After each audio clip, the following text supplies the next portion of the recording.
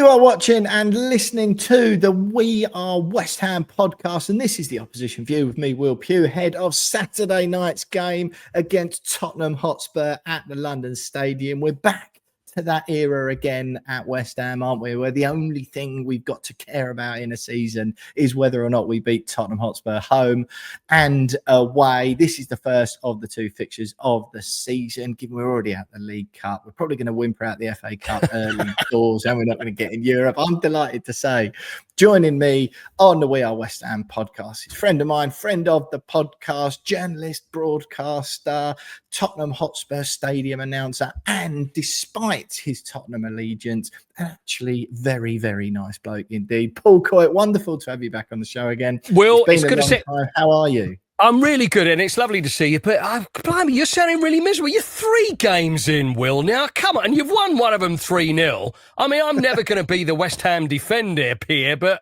for crying out loud, are you going a little bit early? Or are you just, that's it? You've had enough already? I think I sort of gave up. Yeah, in the summer, to be honest. I gave up after game 1, I think. Then game 2, I gave up a bit more. And then Now, Nottingham Forest a bit paper over cracks. But okay, so paper over. So never brought you back a little bit then. So now you just. I mean, sort of. It was nice to see us play a proper game of football. But I think that, Graham Potter wasn't very inspiring last season either. The ire of most West Ham fans has sort of switched to the owners now. Again. Yeah, exactly. Yeah, we're back in that sort of period of the cycle. No, I just find it a little bit difficult to. This is going to be one of those seasons I call. There was a significant period of my life which I call the Dark Ages. Probably from around 2008 to. I mean, obviously we went down to the Championship 2008 to around 2015. Yeah, where it was just like. A grim, unremarkable, unrememberable football, bar the odd 1 or 2 flashes of excitement. And well, I've got to ask you, mate. I've got to ask you. This is your podcast. So I'm sorry to ask you questions, but and I was having this conversation with someone the other day about when your team is doing bad and there's nothing to enjoy. Have you enjoyed sometimes? There's a couple of things. Firstly, have you had that moment when you're watching and you think, yeah, go on, score another one against us, see if I care. I hope it goes up to 7. So I hope it goes up to 8 because I don't care anymore, do you know? And I've spoken to other people, they go, how can you think that? And I go, well, sometimes when it's bad, over the years, over the 50 years or whatever I supported Spurs, you'd sit there and you'd think, just bring it on. Or am I just this crazy masochist football fan? You know what I mean? When it's bad. Or sometimes when things are so bad, you take entertainment from how bad the odd player is, and then you can sit and laugh and enjoy that like you're watching a clown. Yeah, there is that. I mean, I must admit, the really sad thing about West Ham at the moment, I think, and that fans are there's so much apathy creeping in. It's either anger or apathy. It's all apathy that exists in the West Ham fan. Yeah, and unfortunately, I think the apathy. I just don't care anymore. It's an effort to keep it at bay from my point of view. But the Chelsea game, the home game, obviously we got done 5. Yeah, that puts us 1-0 up a screamer. And then we had a goal disallowed, and it's sort of like collapse income. Or no, they'd equalised. Then we had the goal disallowed, and then total. It's worse when you score first, though, isn't it? It's like because that's it. It's like it's the hope that kills you. That old football phrase. It's like we've scored first. This is going to happen. We're going to beat you, and then they go and just destroy you. And I mean that with respect. But it just makes it so much worse the fact that you've scored first. Disagree because it prolonged the agony. Because I actually, but I said it on the podcast, my actual genuine prediction for that game was that we'd lose 5-1, which is exactly what we went on to do. Right. And I was actually glad. I went to the game solely on the strength of it was the first game of the season. It was going to be nice to go and have a pint with my dad and a couple of my mates again before. Nice. And the inconvenient bit is the bit in between where I have to go and watch West Ham for 90 minutes. Football, yeah. But so actually, when we scored, I think I enjoyed 11 more minutes of that game than I was expecting to. Oh, okay. Well, that's good. I actually cheered and celebrated. I even celebrated the disallowed goal with loads of gusto, even though I suspected it might be, just to get the feeling. Yeah. And then when the inevitable happened, it was all right. Well, this was 80 minutes of horrendous pain, but I thought it was going to be 90. So okay. Well, that's and also when that's the good side of VAR, if there is such a thing, because I mean, let's face it, we all hate it. But the good side of VAR is when the other side do have a goal disallowed, because then that is like a goal, and then you can cheer, then you can enjoy it. So there's always something in VAR for everybody. I always absolutely think. Listen, Paul. Look, the people, listeners and watchers of the We Are West Ham podcast and YouTube channel are probably sick to the back teeth of me just moaning about West Ham constantly. No, I enjoy it. I enjoy it. So let me ask you some questions. Tottenham Hotspur, I've got a few things to cover. First of all, obviously the first 2 games of the season, you were the best team anyone had ever seen. And I'm correct. Yes, we were. Most of my Tottenham fans. That's right. And then somehow out of nowhere, through some sort of infuriation of the football gods that you'd done in a past life, Bournemouth had the audacity to beat you at home and shatter that illusion. I know. So I guess now you've probably got about the same amount of points as you'd expect to have at this point of the season. 6 from a game at home against Burnley, away to City, and then home to Bournemouth. So you're not quite as good as every single one of your fans was relentlessly telling me you were after 2 games. Well, Man City's always a given. We always win that game anyway. Isn't that great? I can say that. I still find that amazing. But Spurs never fail to amaze me. And although I still hope with the City game, and I'm thinking, nah, and then of course we do it again. It's just bizarre how we managed to do that. That was. It really was. It really was. And this is where I never learn. And I don't think any true fan ever learns, because I was certain that we were going to turn over Bournemouth. After the first 2 games, Thomas Frank, I was so pleased that Thomas Frank came in, and I'm thinking, Burnley, yes, did a job, great. Yeah, professional 3-0 now, bosh. exactly, at home. Now City away, amazing. Bournemouth, they're a good side. Yeah, they're a good side, but we're playing at home. Our tails are up. We're absolutely certain. And I'm thinking, when will I ever learn? And I think we all go through this. And I just don't understand. I mean, Bournemouth were really good and Spurs were bad that day. And whether it be the way he set up, and whether it's like, oh yeah, we set up there, I'm not going to question Thomas Frank at all, because I think he's terrific, and I've always been a fan of his. And I like the way he is on the touchline. I like the way he organises his teams. I like the way he decides to change things. Although for that one, it was a bit of a strange one. But also, we've got this thing, Will, and you probably know about this. Is before international breaks. We never win games before international breaks. It's one of those weird curses. The last international break that we won was World War II. That was the last international break. And then after that, whenever it's like, oh no. So I'm kind of hoping maybe it's going to be Liverpool away before the next international break, because at least we know we can go. Okay, we're probably going to lose that one anyway. But it always happens. And it didn't occur to me, even with Bournemouth and the hoodoo of the international break, that's what it was going to be. But there you go. You can forget these things, don't you? But so it is, and from thinking if we'd have won that, and I'm going to be at the London Stadium. I'm going to be there on Saturday, and I said, right, me and my boy, we're going to go. So I haven't had much luck there in the past, to be honest with you. I don't pick well, which is probably good for you. But not in your home end seats again, are you? Because you love sitting in the home end, don't you? Well, no. You in the away end? Oh yeah. I'll be in the away end. I think last time we had you on, you may have been sitting in the home end. Is that right? Have you ever done that? I don't think it was. No, I don't think it was. Maybe not. No. It rings. It has happened before, but no, that wouldn't. I just can't see. I would walk in. The only time that happened to me years ago, and I remember I was working in Peterborough a long time ago, and the manager of Peterborough United. This is when Spurs played Sheffield Wednesday. This is when Arsenal played Sheffield Wednesday, long time. And I wanted to take my dad to cup. I said, take the cup final. I said, but can you get us tickets for the Sheffield Wednesday end? Yeah, no problem. We'll put you in the Sheffield Wednesday end. I'll make sure. He knew very well. He was an Arsenal fan. So me and my dad turn up. 2 Spurs fans. We're in the Arsenal end, and they had this thing where. It was an old match of the day, like the tifos of the day, the tifos of the early 90s would be the hold up the cards. Yeah, and there was all these. Yeah. That's it. And there was the big gun, there was the big Arsenal logo. So as they zoomed in, there was 2 tiny little gaps.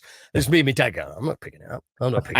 So it was one of the most uncomfortable things. So you got in the Arsenal end then? You're in the Arsenal end? I was in the Arsenal end for the whole thing. Yeah. I mean, when have you cheered in an away end? How do you mean? What as in? Well, I mean, have you been in the home end when West Ham have played away, so and then funny had to, enough, because it's so uncomfortable. You can't enjoy the game, whatever happens, can you? You know what? It's funny. The only grounds I've done it at are Tottenham, the new stadium. I've done it at Arsenal, and I've done it at Man United twice. Right. And each time, unsurprisingly, and probably for the best, West Ham have lost. In fact, across the 4 fixtures, we've only scored 3 goals. 2 of them were the greatest goals West Ham have scored. One was Dean Ashton's overhead kick at Old Trafford. Yep, I if remember. you remember that. But what people don't forget about that is that we were already 3-0 down. It was the best consolation goal ever scored. Yeah. The other one was at Arsenal. Jack Collison scored an absolute rocket 35 yards into the top corner to put us 1-0 up. But after about 3 minutes, and we were me and my dad, just sort of sat on our hands like, yeah, excellent. Proceeded to lose 5-1. We've really made them angry now. That's it. They're going to go and score straight away. We shouldn't have done that. Yeah, lost 5-1. And the last one, the most recent one actually, was Tottenham in the League Cup. And I think Jared Bowen put us 1-0 up. And again, we went on to lose. My mate who was next to me, Sports West Ham, did the worst job of concealing that he was happy we'd scored. And I was like, I really don't want to get beaten up, but we are also going to lose. So relax. And then we went was he like, no, shout no while you're waving your arms around? Sometimes works. He sort of did that, but he did this weird thing, which made it so much more obvious, where I think he was like, and then obviously looked so happy and put his head between his head between his knees, as if that was like, I was like, you don't look angry. You look like you're concealing how happy you are. Everyone can tell. But you need to be an actor. You've got to be a good actor in those situations, because when it then you realize, and trust me, but away or home fans are always looking out for them. Always looking at, I see. Especially West Ham, Tottenham, yeah. Even Brentford. Even when I was at Brentford. And I went. A friend of mine got me seats, and we were playing away at Brentford. And I'm sorry, I'm going off piste here. I was sitting there, and I was sitting there with my son, and I said, "Look, this is," and there's even a sign. This is for Brentford fans, and it was a guy that was working at Brentford that got me down there. Warning, dead or alive. Yeah. It was like it really was. With a rifle. So we've scored. Yeah, we know who you are. And there's little pictures of people that like me on there. If you see this man, and anyway, I sat there, and we didn't really. And I was like, and it was. I think it was a draw anyway. And then a voice from behind. I didn't expect it at Brentford. I thought it was a nice friendly club. The bloke goes, "We know who you are." And I could hear it. Don't you think you could? And I was like, do I look round or do I just keep looking forward? And I just, so I just kept looking around. I just kept looking forward going, do you think he knew who you were because you're the face of Tottenham Hotspur Stadium? I think, well, I don't know, but probably because it was a bit like, oh, cool. Like, it was a few of those. You just do a little bit. You want to go conscious. Just do it because you feel you've got to say something, even though under your breath. It's like when your mum used to tell you off, and you go, and then walk away. What did you say? It was like that. It was the football equivalent of that. I had to. Of course. So that was it. Yeah. So all right, look, one more of these, Paul, because while we're on the topic, and it is a West Ham Spurs thing. Yeah. How about this for you, right? I once took my old boss. This was pre the career that I do now, before you and I paths crossed. Yeah. My old boss, who was a very wonderful man, Peter Ward, his name is. You won't be listening to this, but when in the quantity surveying days of my life, many moons ago, very straight-laced, sort of professional guy, huge Tottenham fan, but like a really nice bloke, and probably early 60s, late 50s at the time. I got tickets in the away end at Tottenham for the Ravel Morrison game. Right. And one of my mates dropped out last minute. I said, "Pete, do you fancy it?" Because he could get there quickly. He said, "Oh, yeah, go on then." So he comes with me. In his head, I know he's thinking, bit dodgy in the way end, but it'd be nice to go. I'm a sort of harmless looking bloke, no one's going to pick on me. Spurs fan at the Spurs stadium in the away end. In the away in the West Ham end, right? And I know he was thinking, I'll be okay. And you could just tell, we were pants at the time. It was under Allardyce. He was like, we'll win 3-0. I'll be respectful. I'll enjoy the game. Wonderful. Yeah. Anyway, it's the greatest away game I've ever been to, pretty much. Certainly podium places. And when Ravel Morrison's goal went in, you know what it's like. There were Normally when there's limbs and people fall over, there were bodies coming rows and rows back. Like there were more people on the floor than there were standing up. Yeah. And he got drenched in beer, bodies coming all over his head. I know, because he's such a straight-laced bloke. And I was all over him as well, which at the time there was a distinct disparity between our levels of professionalism. He was extraordinarily important, and I had loads of respect for him. And it's one of the greatest memories. And I think that scarred him forever. Yes. And I've never been in that situation where I don't think I'd ever go in the away end at West Ham. But it was. So that's how your quantity surveying career ended. Then was pretty much there, and now you end up in this game, because you overdid it. I got to ask you a question. Really, and I know Mohammed Kudus is going to be is an interesting thing as way West Ham fans think about him and our Spurs fans, and you wait till next year and all that sort of stuff. His name's Kudus. How many people call him Kudos? It drives me. Why? Well, how can you say it's not even a word kudos that's used very often, right? I know. But for some reason, these are professional broadcasters that have a kudos. It's not, it's Kudus. He's got 2 U's. Does that get your goat as well, Will? Is this something that always got you going? I think it's not hard, is it?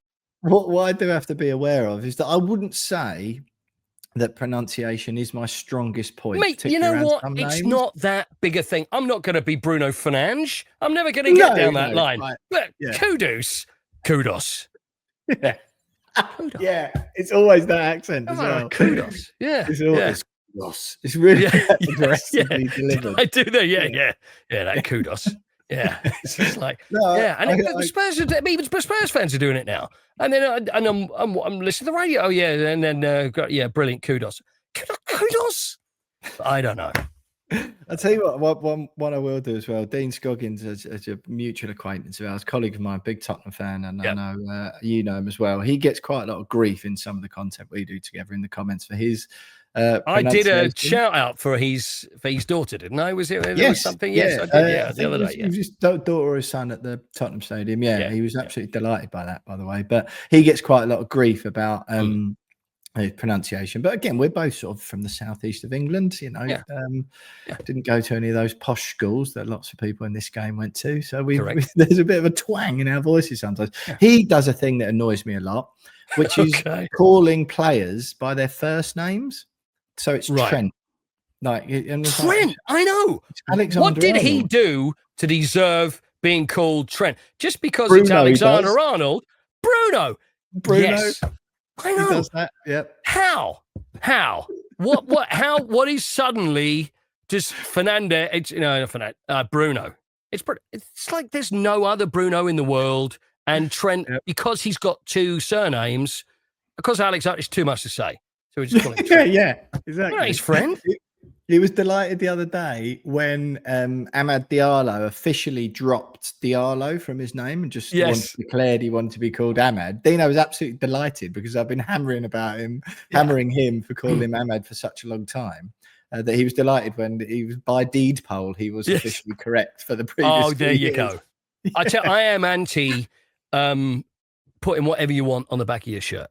You put your name on the shirt.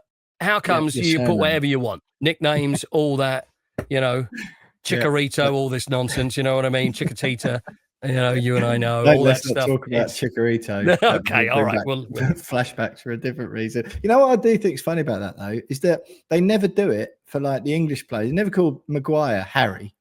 No. Are you going to have Harry on it? It's always the exotic ones. Yeah. It's not. Yeah, it's not going to be. I know. It just... it's never Bukayo. It's like, no, you call him Saka. Yeah. It's not fair. It's just not fair. And that's something the Premier League should crack it. Forget VAR.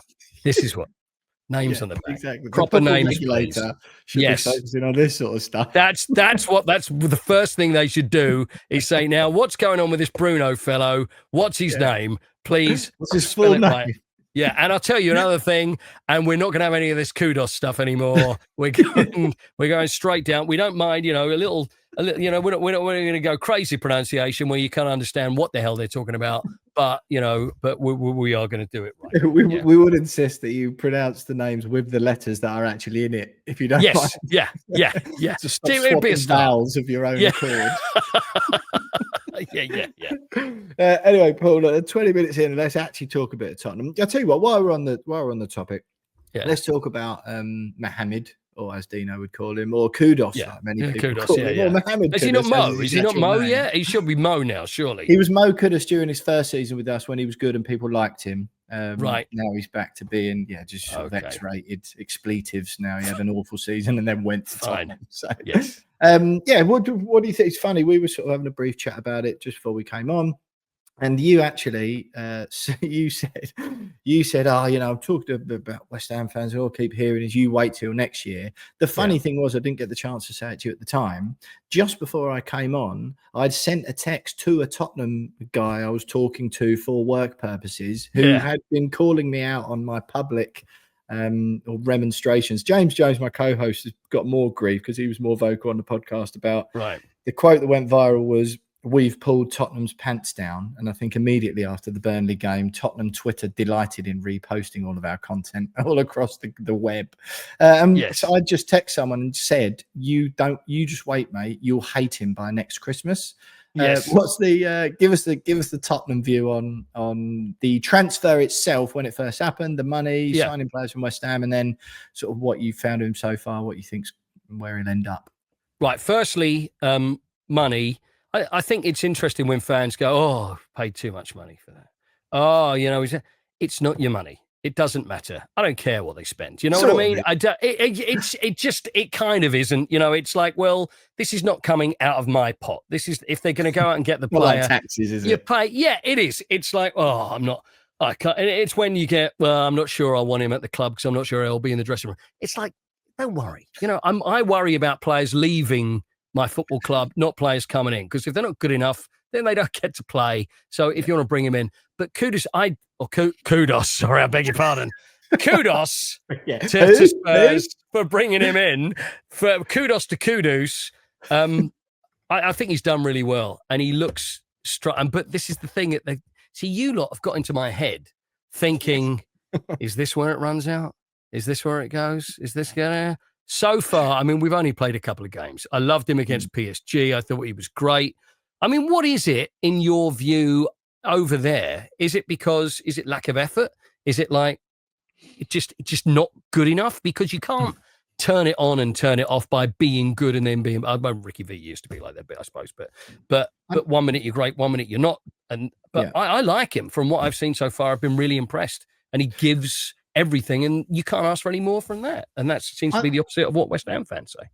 Yeah, I think the problem is we saw exactly that, first of all, during his first season at West Ham.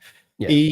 I think it's one of those things where it's kind of a product of the modern game these days, right? Where he is a player who's clearly, and the word is probably a bit strong for him, but of a bit more of like a mercenary style, whereby, the modern day these days, it's so much more obvious, right? That players are after the biggest paydays and want to play for the bigger clubs for those reasons. I don't hold that against anyone. Don't hold it against anyone in any professional industry. It's a job. It's fine. But I think with football, there's that additional fans, even though they're more and more used to it as every year goes on. Fans still want a little bit. They like to at least believe a little bit that this player loves playing for West Ham. Absolutely and loves right. the connection with the fans. I think Kudus just never really had that. He was gonna go to Chelsea. They couldn't get the deal done, and then we were sort of there ready to go. So he wanted a move to the Premier League, right? Yeah. The Chelsea one fell through. It was a better deal for him to come to West Ham from Ajax. He came, played very, very well in his first season. Like he was very good. I think because he's one of those players who's good at dribbling. He's got what I call Saïd Benrahma syndrome, right? Where among West Ham fans, where Saïd Benrahma would do so many step overs and take it past someone on the halfway line that fans would totally ignore the fact that he would get 2 assists and 1 goal across 38 games. And then all that stuff goes on, and then you get the worst cross you've ever seen, and it's like, well, what was the point in that? Totally that, right? But Kudus he's better at better than Benrahma all round. He's better at the stuff earlier in the pitch. He's better at dribbling. He's better at the step overs, the strength holding the ball up. But But the problem was the first season he was good and like his numbers were good and sort of what you'd expect. He was our second highest earner in the first season and third in the second season. 140-ish grand a week, up there with Paqueta and Bowen. And I think the reason I was so disappointed with him last season was that Lucas Paqueta, we had such a bad year, and obviously it didn't help. He had a big argument with Lopetegui early on, like a big falling out in the dressing room away at Brentford it was. I was at that game. We were pants. And no wonder it must have been so frustrating playing for Lopetegui because he was just terrible. And I think, but ultimately, last season, Lucas Paqueta, Jared Bowen, Mohammed Kudus, our three talismen, right? Our three highest earners, our three most talented players in the squad. Paqueta had the betting thing hanging over him. So you got a pass from West Ham fans. He was rubbish last season. You understand why. He got a pass and hopefully he's a bit better this year. Jared Bowen played out of his skin and was the only one who could hold his head up high from the entire squad last season. Yeah.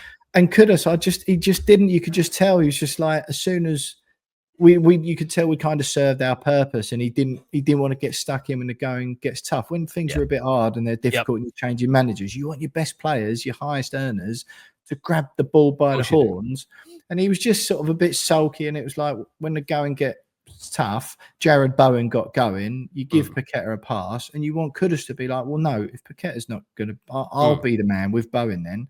And that just never really happened. He just got a bit sulky, and you could kind of tell. And it's like, so when he leaves, you're like, well, you were never invested in the club, really. You had one good year and, you've used that to your benefit, whatever. No one cares about the Spurs thing, really. Some people do. I'm not bothered either way, really. I think that's probably about his level. I think if he had had a better season last year, respectfully to Tottenham, he could have gone somewhere a bit more impressive. Man City wanted Paqueta. It's if it's one of, it's the old, if it's one of your own, if which I suppose you call Jared Bowen is now, because he's married into it now, isn't he? And he's now West Ham through and through. If he said one day, I'm going to Spurs, you would be, this would be like your Sol Campbell, wouldn't it? It'll be like, what the hell is going on? Whereas Kudus is a different situation. Be honest then, because every fan will go, I never wanted him anyway. Always wanted him to go. So were fans happy, you think, that he went? I was, honestly. I really was, yeah. And I think for 55 million. Yeah, I just think, I'm happy with him coming here, so we're all happy. It's all worked all right. I was happy we got 55 million quid for him, honestly. And I know you say it's not fans' money. I think fans these days are so much more bought into PSR, and they know how all of these things work, don't they? And they hear so often from owners, we can't spend any money. So fans are invested in wanting the club to get good money for players. And I do honestly think 55 million, because if he does the exact same at Tottenham as he did for us, right? i.e. have one good season, and then if the going gets a bit tough at any point, just doesn't fancy it, I think it'll go one or two ways. Sorry, if that happens, 55 million will look a lot of money for one good season. Yeah. Obviously, you might get 30 million again for him if you then offload him. But I just think one of two things will happen. He'll either play out of his skin for Tottenham and then be agitating for a move elsewhere to go up a level again. Or is there a level up? Is there a level up, Will? Believe it or not. Crying out loud, come on. Well, you haven't won the Conference League yet, have you? So okay, fair enough. Yeah. I just, you can just tell. Maybe there's less chance of that happening at Tottenham because you've got other players in your squad who are generally better, and you haven't got a manager who looks like he'd never played football before or managed a football game in Lopetegui. It depends. He might the setup. You don't know. Probably geared towards him being more of a success, right? Yeah, that's it. We're talking about personalities, aren't we? You never know what goes on behind and whether anybody's happy or whether they aren't. But so far, I'm very happy with him. Very happy. It was funny though, Paul, after the Bournemouth game, a load of those Tottenham fans come crawling out the woodwork again going, maybe those West Ham fans were right. I know. It's like you. Well, the thing is, we're 3 games in, but it's like, it is that first bit is so important because it kind of like sets your stall for the rest of the season. If you lose 3 games, you're never going to make it into the top 5 at any point for the rest of the season. It's going to be gone. Whereas at the start, where everybody's level, just a couple of wins, go, look at us. And of course, I'm going, beat Bournemouth, going to be top. We're going to be top. And there was the days years ago when the newspapers would not publish a Premier League or First Division or whatever it was. There'll be no table until 4 games in. They just wouldn't even publish it. Whereas now, they're publishing it like 10 minutes into the first game, and I'm like, whoa, look at this. So tracking. I know it's always the hope. There's always that little bit of hope. Talk to me then just quickly, Paul, about the Thomas Frank thing. And obviously Ange Postecoglou leaving. We just noticed, it's been announced in the last day or so that he'll be returning to the Premier League with his Greek native. One of the biggest lurches in football styles in history since David Moyes to Julian Lopetegui, if I'm honest. What did you make of sort of the departure? Because Tottenham fans were pretty split to a level similar to West Ham fans over the Moyes thing. He won you the trophy, Ange, but the league form was awful. I mean, you finished below us, for God's sake. What was what sort of side was your bread butter in that? And then how do you feel about Frank coming into the place? It is a really tricky one, and it's and I took a lot of stick over it before even suggesting that that where we came in the league, you can understand the fact that we've gone to another manager, whereas you've got other fans who are just thinking, it's all about the glory, it's all about the trophies, and he's brought us a trophy. It's Will, it's a really tricky one to call. But going forward, still, in my opinion, it was the right decision to make. And I think Thomas Frank is a terrific manager. And when you get should have had another 10 games, give him the another 10 games. It just doesn't work that way. You can't reward someone and go, well, you've won that, so here's another, give it and see how you go. And then if you are 10 games in, then try and find the manager that you want when everybody's all signed out. It's a tricky one. I see both sides. I really do see both sides. But I am happy that Thomas Frank's come along. And I like the way he is. I like the way he, when I hear, he went into Spurs the first day, went along, introduced himself to everybody. He carries himself well. He speaks well. He's a football man. And I trusted him, and I think this is a great, and I think he sees it as a good step now. He's done really well at Brentford, and with respect to Brentford, and yes, we can say, Brentford, of course, Brentford finished above us, but as far as stature, going to the Champions League, and all that sort of stuff, it's a great step for him. And I don't want to say, we are this, we are that, but you can see that as far as his career goes, it's a good progression for him, and I'm very happy with him. I am very happy with him. I think it's I called the Ange thing, even I think just even before Nuno went. I think it was the moment I saw Marinakis in that award handing over a silver salver to Ange Postecoglou with a thing on there saying the first Greek manager to win the Europa League.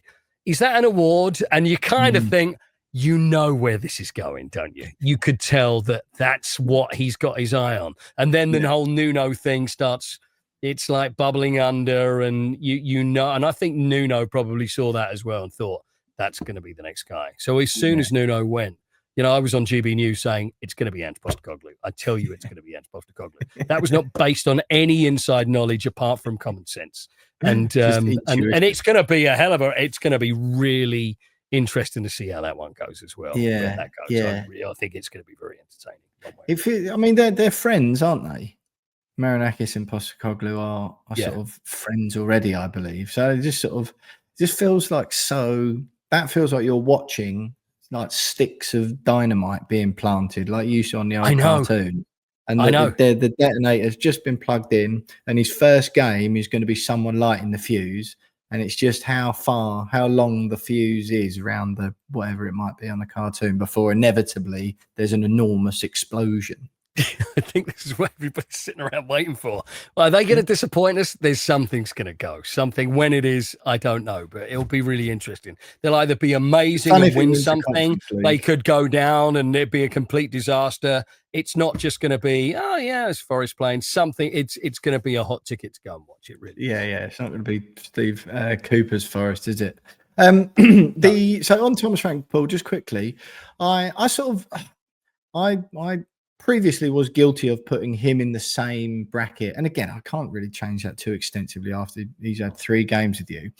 I sort of had very similar feelings about Thomas Frank at Brentford as I did about Graham Potter at Brighton, in that I think it's so important these days, and it gets so overlooked so regularly, the importance of the setup of a club, right? The staff you've got in the senior executive positions, the spending power, of course, 100%. the data analytics systems, the recruitment, all that stuff is so like boring, and often invisible, but so important. And Brighton and Brentford particularly are heralded as these like bastions of that's how to run a football club. Whereas West Ham and Man United are sort of at the other end of that scale, typically.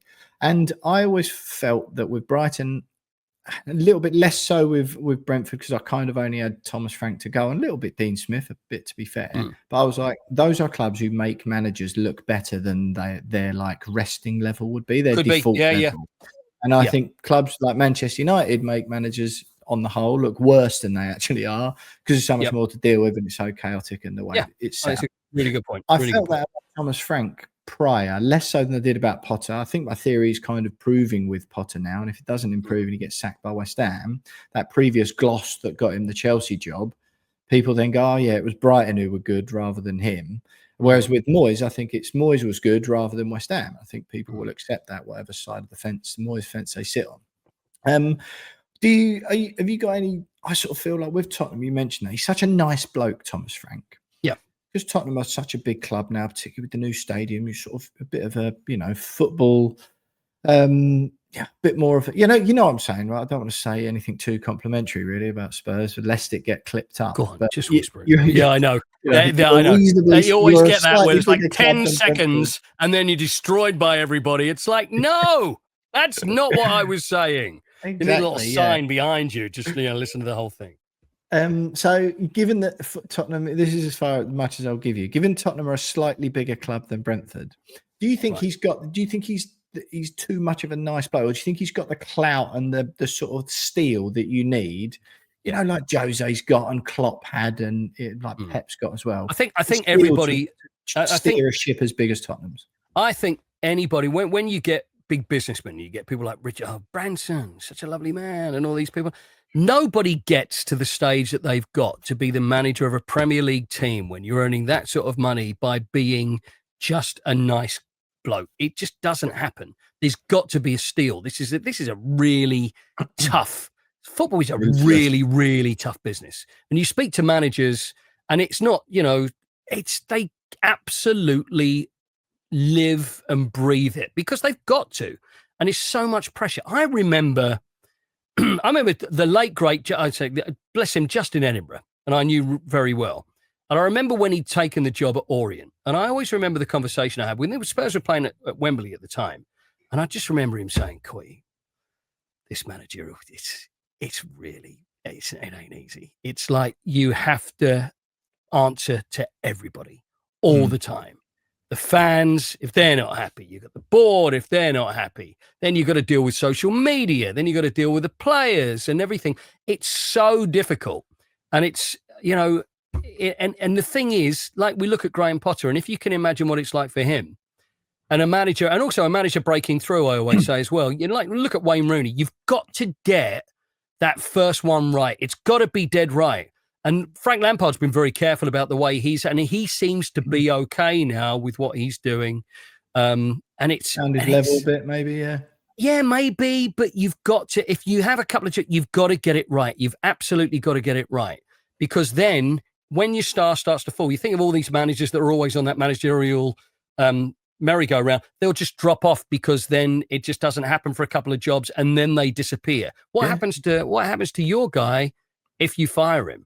So where does Potter go after that? What's the next thing there? It's going abroad. It's never going to be a Premier League. We thought maybe about that Ange, and I'm thinking, is he going to get another Premier League job? Isn't he? I know I'm going off a little bit here. But the thing that you're absolutely right on is that whether you say, oh yeah, it was because of the infrastructure of Brighton, because of this, the whole of winning football teams is not just the team. It's not just the manager. It is the whole lot. The whole lot has got to be absolutely, and that's what's got to work. We just look at it and think the team aren't playing well. What's happened to this guy? But there's so much more to it, and there's so many people involved in it, and the margins are so small.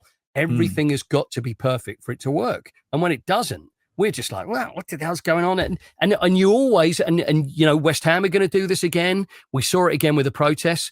All fans want is winning football teams Because no matter who the board is, whatever's going on, if your team's winning, you're happy, and then you walk away and you're smiling. Newcastle with all the stuff about Saudi Arabia, it was all that was all forgotten quite quickly. And then maybe if they're not doing so good, that will rear its head again. You just want your team to win. And if the team's not winning, then you want to know why. And then you kind of look, right, who do we look to? The manager. No, it's not the manager. The team, no. It's the board. It's got to be the board. It's got to be because of the Spurs have been through it as well. And so that we've got to change this now because Daniel Levy's now left and all the time that he was there. And there were a lot of protests around him. And they seem to be changing the way they're doing things as well because there's a change at the top. And also the way that they're communicating. They seem to be communicating very well. Vinay Venkatesham, who I've never heard a bad word said about him anywhere from Arsenal and the way he is at Spurs. And he's a guy that knows his business and he seems a very decent man as well. That's really great. And I like the way it is. But again, it all, like we said, it all has to work together. But fans, all we want, whether it be West Ham, whether it be Spurs, whether it be Bradford City, you just want to make sure that your team's winning. And if they're not, then someone's got to answer for it because we want to see a winning football team. That's it. Yeah, that's very true. Would just like to caveat that with, I think our fan bases are probably one of those where it's like, we want to see a winning team with the asterisk of, if we're not, but we sort of look like we're trying to play nice football, that might be okay. But if we're not and we're playing awful football or perceived as awful football, then we are fuming. Like, I've got a scale, and I use this when Mourinho was there, and you try and make excuses for yourself, and you say, right, number one, what you want is a winning football team that plays beautiful football. Secondly, you'll take a winning team that doesn't play great football. But then the worst one is a losing team that plays shit football. That's not what you want. So maybe the first one, then the second one will take that. If we're playing nicely, but we're losing, and that's probably the third one, playing nicely, but losing. Winning football games is the most important thing of all. I totally agree. Then when it's like, I don't like the way it's not this, it's not our style of football. If you're winning the games, then it is. That's what you want. Yeah. That's what you want. You're not going to watch a ballet.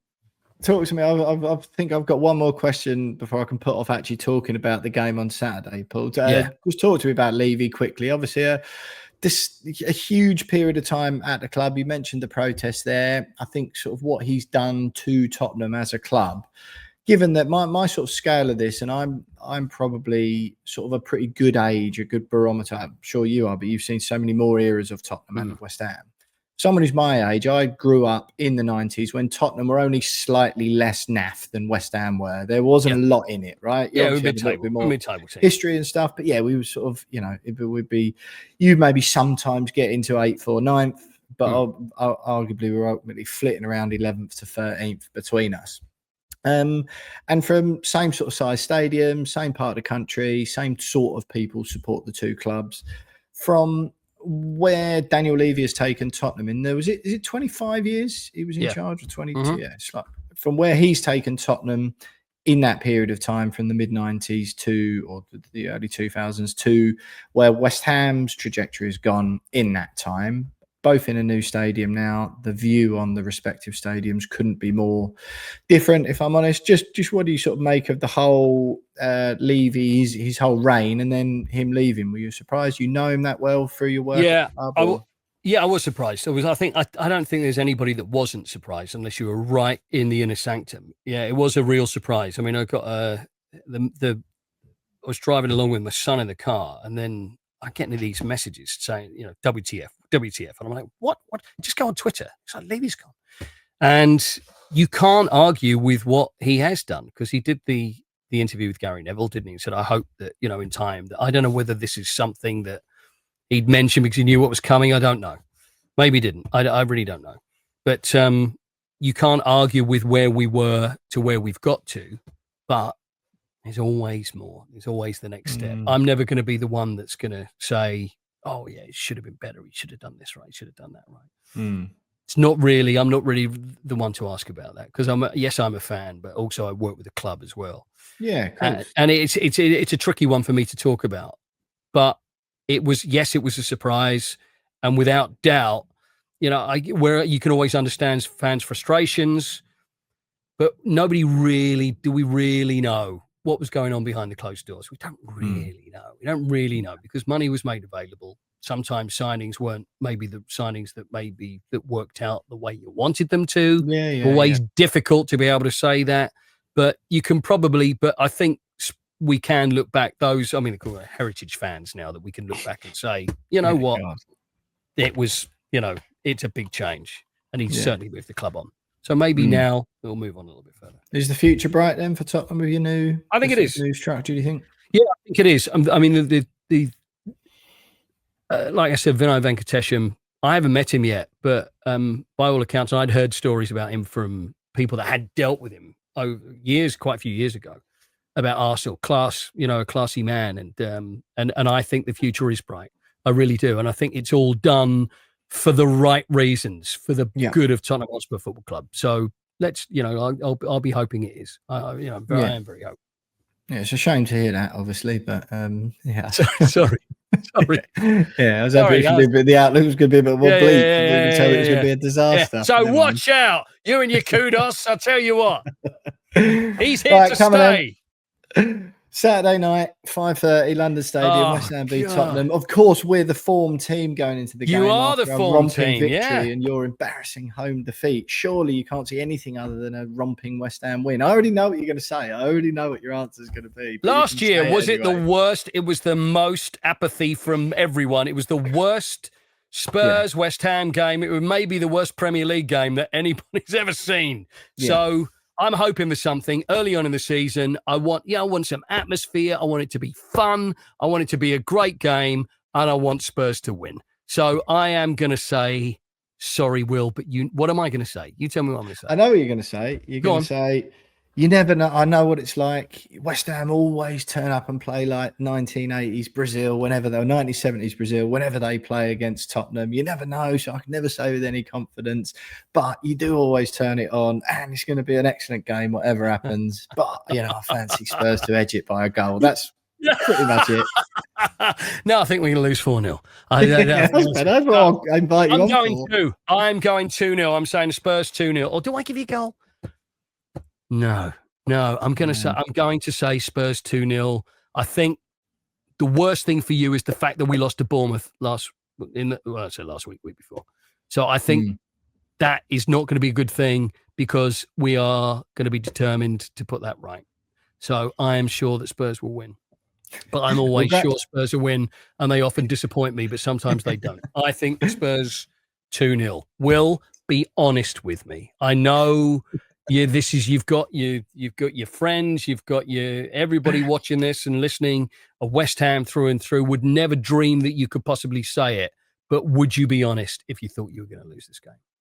A couple of weeks ago, Paul, I predicted we would lose 5-1 to Chelsea, and that's exactly what we did. This is different, Will. This is all different, and I haven't said cup final once. I'm not going to. Hey, it is funny, Paul. I think you're the only guest that comes on this podcast and interviews me. I know. I'm so sorry. I know. I can't help myself.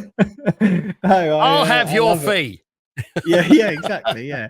I'd like to think it's one of those things, right? Given the season that we're already out the League Cup, no one's particularly hopeful we're going to do anything even remotely resembling a European challenge in the league. We'll all obviously draw Liverpool or Man United away in the first round of the FA Cup that we're in and lose that.